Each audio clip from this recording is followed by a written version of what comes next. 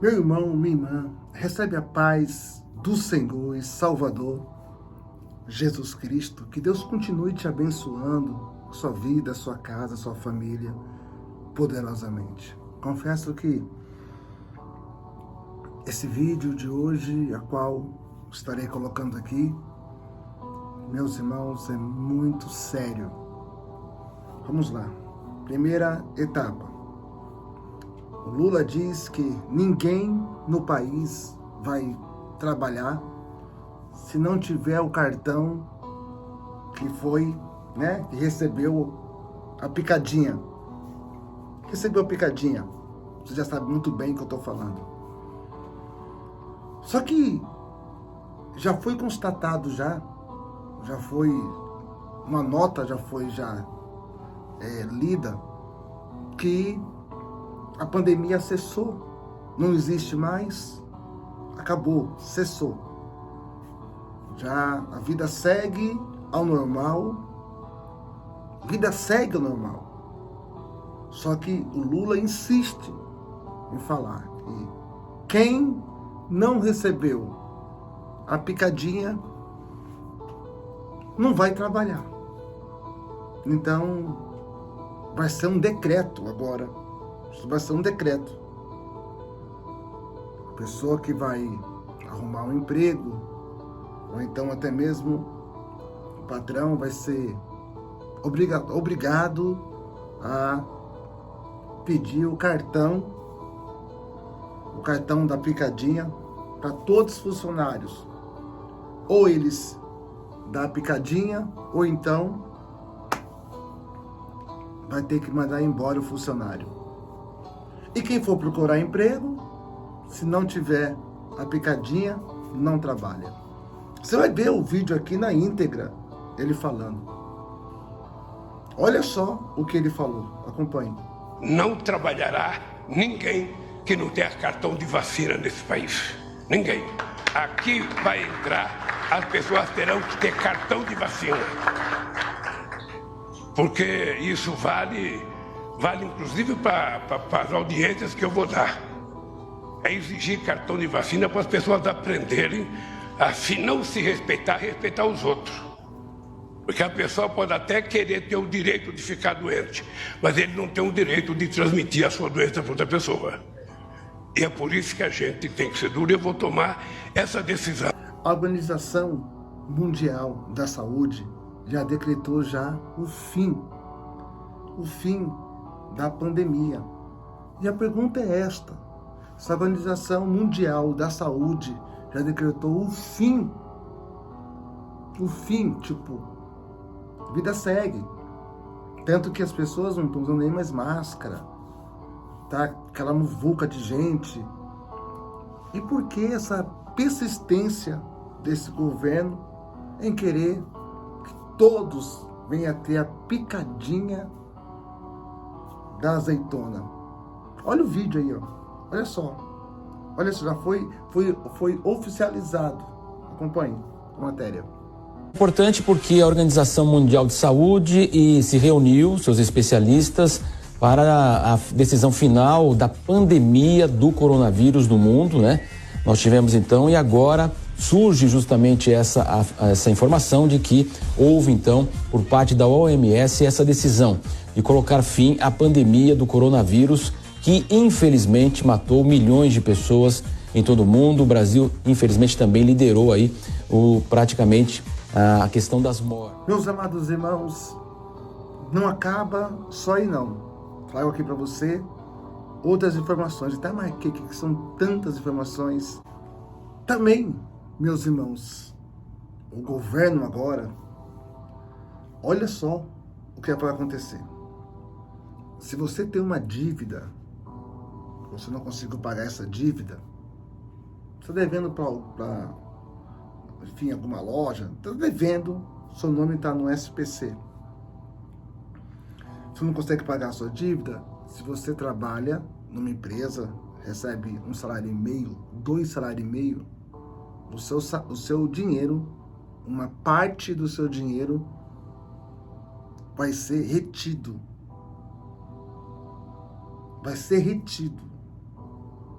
para quitar a dívida que você está devendo. É isto mesmo que eles já apoiaram. Peraí, não. Tá devendo? Eles vão ter que pagar. Aliás, é o pai do pobre, né? O amor venceu. O amor venceu, é o pai dos pobres. Então, quer dizer, se uma pessoa recebe 2 salários mínimos, 1,5 salário e meio, já vai vir já descontado na folha do pagamento. Acompanhe o vídeo, veja com seus próprios olhos. A decisão polêmica do STJ está dando o que falar. O Superior Tribunal de Justiça liberou para que qualquer valor de salário seja penhorado para pagar dívidas. Tá vendo esse povo andando pelas ruas? A cada 100 pessoas, 78 estão endividadas, segundo uma empresa de crédito. Conta aqui pra mim como é que estão as contas, tá conseguindo pagar as dívidas, tá com dívida, tá apertada? Tô com dívida, mas tô conseguindo pagar. O que é que pesa mais no bolso aí no mês? Esse cartão, né? Trabalhando muito pra pagar. Não tá fácil mesmo. E agora uma novidade pode trazer mais apreensão para os devedores. É que o Superior Tribunal de Justiça em Brasília decidiu que o salário de qualquer valor pode ser penhorado para pagamento de dívidas. Antes havia um limite, somente se o devedor tivesse uma renda superior a 50 salários mínimos, em média R$66 mil por mês, é que ele poderia ter parte do rendimento penhorado.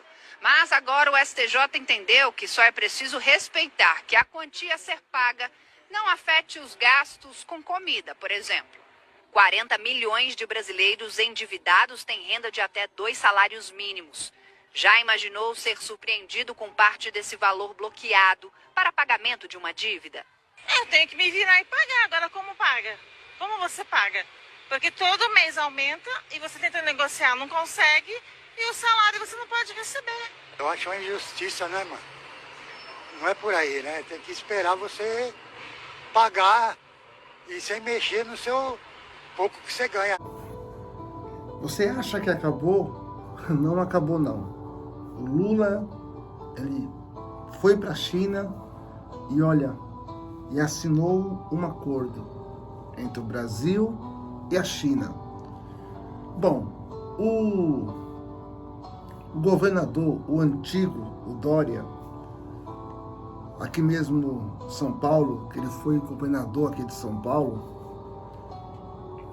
muitas empresas ele já vendeu para os chineses. Aqui mesmo em São Paulo, muitas empresas os chineses compraram. E todos já sabem da história que esse vírus veio da onde? Lá da China. Ele veio da China.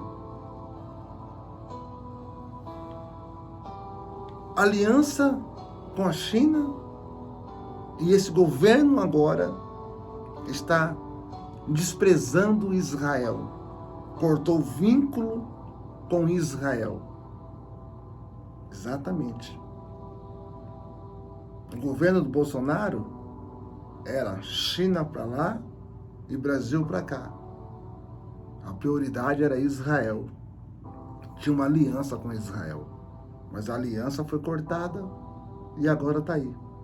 De braços grudados, traçado, de mão dadas com a China.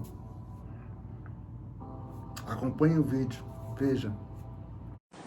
O Brasil e a China assinaram hoje 15 acordos comerciais e de parcerias em diversas áreas durante o encontro entre o presidente Lula e o líder chinês Xi Jinping em Pequim. Depois da reunião, Lula confirmou que ninguém vai impedir a aproximação entre os dois países. A reportagem é dos enviados especiais Patrícia Vasconcelos e Ivan Flávio.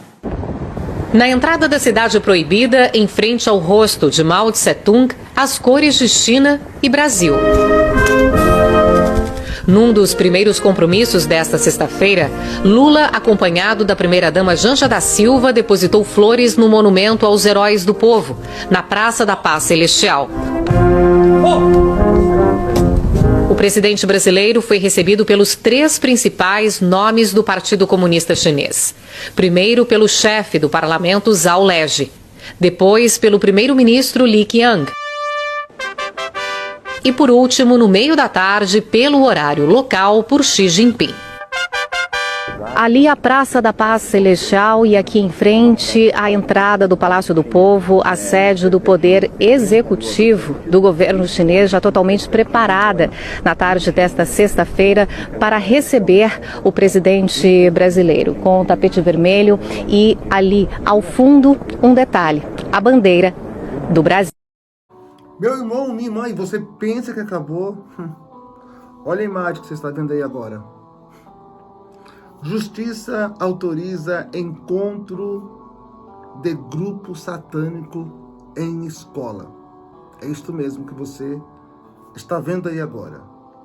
A Justiça autoriza encontros de grupo satânico em escola.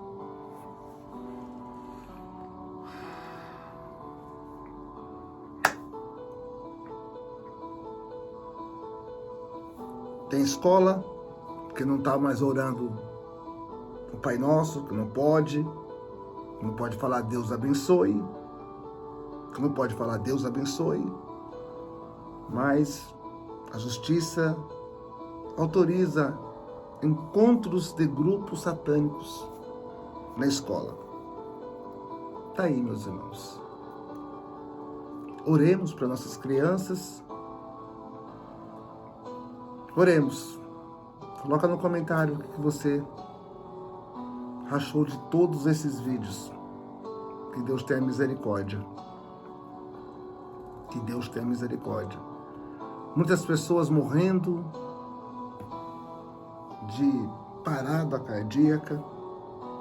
Muitas pessoas que depois que tomou a picadinha, desceu à sepultura. Não foi poucas. Foi muitas pessoas. O que será? Na China, parceria. O que está por detrás disso? O que está por detrás da China? Tem a nova ordem mundial. Irmãos, estão cercando o ciclo. E muitos não estão vendo. E estão achando que é apenas é política.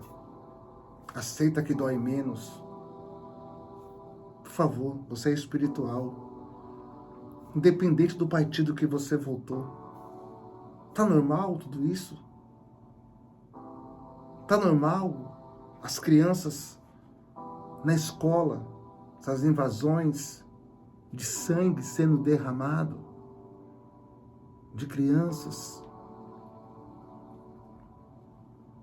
O que está por detrás de tudo isso? Pare e pensa. Você é inteligente, você é uma serva de Deus. Você é um servo de Deus. Então não vem aqui querer me julgar, não. Vai pregar a palavra. Vai fazer isso. O mundo espiritual é vivo. E muitas coisas estão acontecendo. Vamos dobrar nossas orações. Oremos pelas crianças. Oremos pelo Brasil. Oremos. Porque o ciclo está se fechando a cada vez mais. E está vindo aí a moeda digital. Em setembro já vai inaugurar a moeda digital. O dinheiro vai desaparecer. Tudo no digital. Ó. Tudo digital. Você tem relógio hoje que você pode pagar a conta no relógio. Aproximação. Tá aí, meus irmãos. O inimigo está preparando tudo e nós precisamos acordar com urgência. Com muita urgência. Compartilhe esse vídeo em todos os seus contatos. Teve um pastor que foi preso porque estava pregando a palavra, o evangelho. Tem coisas que não pode nem falar mais. Eu vou deixar aqui, pro final, o depoimento da esposa dele, do pastor, que foi preso. Veja até o final esse vídeo. tá aqui no canal. Compartilhe esse vídeo com todos os seus contatos e deixa um joinha no vídeo, irmãos. E compartilhe esse vídeo. Se inscreva no canal se estiver aqui pela primeira vez e clica no sino para ativar as notificações. Deus te abençoe. Moraes Jalom Humberto, líder do Ministério Dunamis em Iguaraçu, foi preso, segundo sua esposa, a pastora Rayane Berto, por pregar a Bíblia. Por volta das 6 horas da manhã hoje, o meu esposo escuta um barulho, daqui a pouco o interfone toca, dizendo que é a polícia. Ele disse que ia atender, que ia abrir o portão. Eles arrombaram o portão da nossa casa está arrombado, está aqui arranhado. Aqui saiu do lugar. Tamanha brutalidade que foi. A grade da nossa casa aqui, ó. Chegaram aqui com um mandado de busca e apreensão pro meu marido, levaram o notebook, celular e depois um mandado de prisão e levaram meu esposo preso. Olha aqui a situação do portão. Graças a Deus, meus irmãos, eu sou a pastora Rayane Berto, sou a esposa do pastor Jalom Humberto. E como todos já sabem, na quinta-feira, dia 27 de abril de 2023, o meu esposo foi levado preso, acusado de intolerância religiosa. Eu preciso contar para você como foi todo o ocorrido nesse dia. Eu e meu esposo, na noite anterior, estávamos dormindo na sala. E por volta das 6h20 da manhã, eu acordo com meu esposo me chamando, dizendo que escutou um barulho. Daqui a pouco o interfone toca, ele atende. A princípio, ninguém se identifica. Ele pergunta quem é. A pessoa apenas pede para que ele vá até o portão e abra o portão. Eu não sei você, mas aqui na nossa casa, eu e meu esposo só abrimos o portão ou quando nós conhecemos a pessoa ou quando a pessoa se identifica. Enfim, não houve identificação a princípio. O meu esposo, depois de um longo período insistindo para saber quem era que estava do outro lado do portão, informaram pela polícia.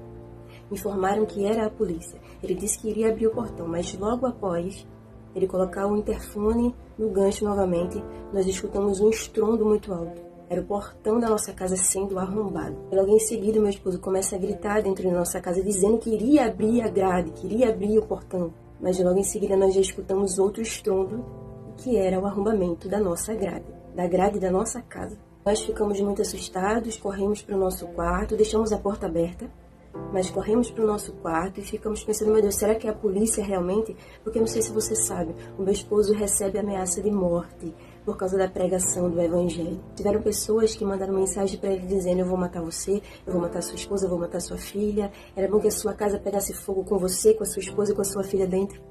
Veja só, as pessoas tolerantes ao evangelho são. Mas enfim, a polícia entrou na nossa casa. Meu esposo com as mãos para fora do quarto, demonstrando que não oferecia perigo algum, puxaram meu esposo pelo braço, tiraram do quarto. Uma policial entrou no quarto, manteve no quarto com a minha filha. Ela estava chorando muito, estava com medo, estava assustada. E eu estava chorando também, temendo pela vida do meu esposo, temendo pela vida da minha filha. Falei ao meu esposo, o que é que vocês vão fazer com meu esposo? Porque eu não sabia se era realmente a polícia. Depois, nós realmente nos certificamos que era a polícia. Eles estavam com mandado de busca e apreensão, reviraram toda a nossa casa, levaram o notebook, levaram o nosso celular, levaram o pendrive. E depois eles cumpriram outro mandado, que foi o mandado de prisão. E levaram meu esposo lá para fora, colocaram ele no camburão, na parte de trás. E eu fui até lá e o meu esposo estava pedindo para que eles, por favor, colocassem ele dentro do carro, porque o meu esposo ele não consegue ficar em um local fechado. O policial disse, não, eu informei a ele que ele batesse se estivesse passando mal, mas eu disse ao policial, Senhor, eu conheço meu esposo, eu sei que ele não vai aguentar ir aqui atrás. Leve ele, por favor, dentro do carro. E meu esposo falou, se o senhor quiser, o senhor me algema, mas me coloque lá dentro do carro. E depois de muita insistência do meu esposo, depois de muita insistência nossa, eles tiraram meu esposo de trás, algemaram ele e colocaram dentro do carro e levaram ele para a delegacia. E logo após, ele foi encaminhado para o COTEM. Nossa casa foi arrombada como se fosse a casa de um bandido, de uma pessoa que rouba, de uma pessoa que mata, de um criminoso, de um corrupto. Mas o meu esposo, ele é um homem de Deus. O meu esposo é um pastor, o meu esposo é um marido excelente, o meu esposo é um pai maravilhoso. Nós não merecíamos passar por esta situação, mas o Senhor sabe de todas as coisas. Meu esposo não cometeu crime algum. A única coisa que ele fez foi pregar o que está escrito na Bíblia Sagrada. A única coisa que ele fez foi isso. Se a Bíblia fala meus irmãos, que idolatria é pecado, que feitiçaria é pecado, que homossexualismo é pecado. Eu e você e o pastor, como cristão, devemos pregar o que a Bíblia diz em sua essência. Não devemos temer as retaliações, os ataques do inferno, porque eu creio que isso tudo que aconteceu foi uma movimentação satânica, sim, mas maior é quem está conosco. Muitas mensagens de pastores perguntando se nós precisamos de ajuda, de pastores e advogados que estão indignados, que estão revoltados, porque o meu esposo está preso porque pregou a palavra. Aí eu pergunto, qual foi o crime que o meu esposo cometeu? Ele expôs que feitiçaria é pecado e isso é ser intolerante. Agora, quem foi ofendido com isso, processou ele. E aí, isso não é intolerância religiosa, não? Liberdade religiosa só existe para o católico, só existe para o feiticeiro, só existe para eles e não existe para nós. Nós somos cristãos e nós temos liberdade religiosa, sim. Mas a liberdade religiosa serve para todos, exceto para aqueles que são cristãos. Exceto para aqueles que pregam a palavra, que pregam a Bíblia. A Bíblia é o nosso norte, é o nosso fundamento de fé. Nós denunciamos o que a Bíblia diz que é pecado. Você, crendo ou não, aceitando Jesus ou não, a verdade é essa. Nós apenas mostramos o que a palavra de Deus diz acerca de todas essas coisas. Os pastores hoje em dia têm medo de pregar o que a Bíblia realmente diz. Por quê? Ou porque vai pagar multa ou porque vai ser preso.